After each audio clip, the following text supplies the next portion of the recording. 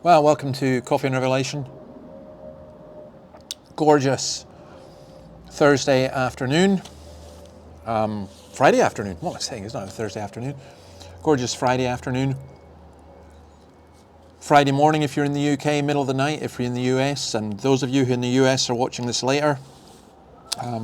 Some of you will have come through the Janet Parshall show that we did this morning, earlier, and welcome. We are looking at Revelation 22. We discussed it on that show. I'll put a link up on the Ask website to the show for those who are interested. But we're at chapter 22, verse 2.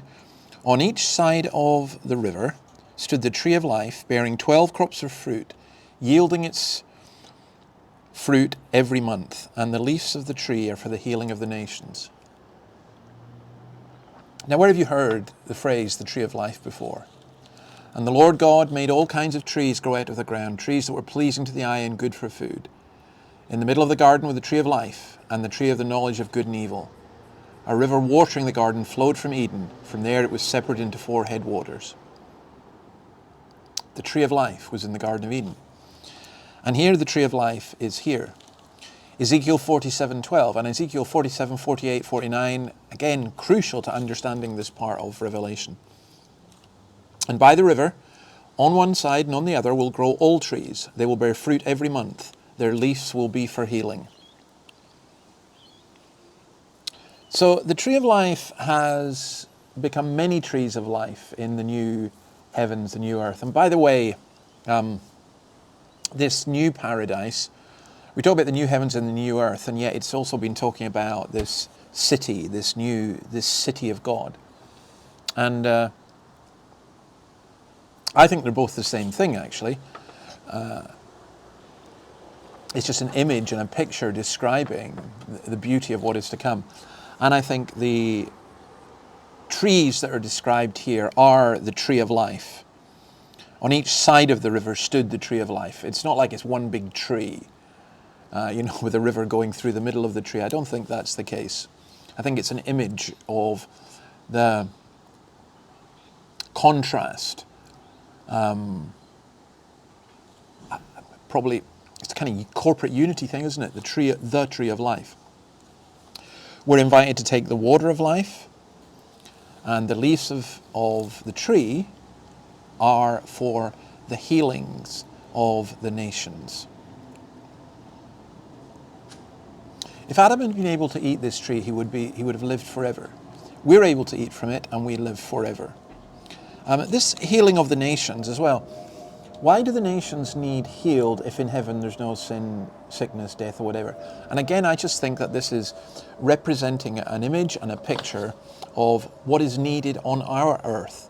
What's needed is for the nations to be healed. Can we see this healing that we need in our world? Well, that's what's offered in heaven. Maybe one other thing. Maybe this is just all figurative for the redemption and the life that is purchased by Christ. I don't know. The water of life, the tree of life. Yesterday we talked about this water, and churches like being called living water. I wonder if a church would call itself the tree of life, or even the church of the tree of life. Because that's what we're about. We're about the healing of the nations. We're about bringing people to Christ. We're in enormous danger. There are 2 dangers, I think, that we face. The first are those who refuse to recognize that there's something fundamentally wrong with the world, and who are so naive and will just be so disappointed. And the second are those who all too clearly recognize what's wrong with the world, but we don't recognize the healing.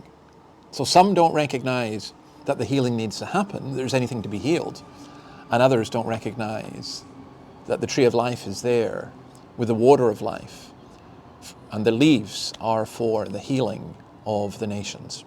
So we have a great, great message, don't we? I am going to leave you with this clip. Again, I hope they allow me. YouTube, I never know what's going to happen, but this is a clip from the film The Tree of Life. Well, it's an amalgamation that somebody has made. I've said it before, but for those who don't know, I don't think I've ever seen a film which had such a profound impact on my life. It is visual poetry, Terrence Malick's Tree of Life.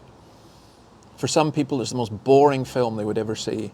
For me, I cannot even begin to describe the depth that that film went to into my own being, not least in the way that it affirmed my belief in the Creator and the beauty of God and the Tree of Life. There's the way of grace. And I'll leave you just this hauntingly beautiful music that goes with this clip as well. So I'll leave that with you, and God willing, hopefully join you again on Monday. If you want to join us on Sunday, we do a thing called Songs for Sunday. The new Quantum podcast is out, and for those who've just gone to the Ask website, ask.org.au, a lot of questions are beginning to come in, and I'm going to start piling up answering them. Right now, I'm just in the middle of finishing the follow-up to Ask, which is called Seek, and I just desperately praying in a sense that will be finished by the middle of next week, so I'll have more time then. But leave you with this. This is what it's all about, the Tree of Life. God bless you. Bye.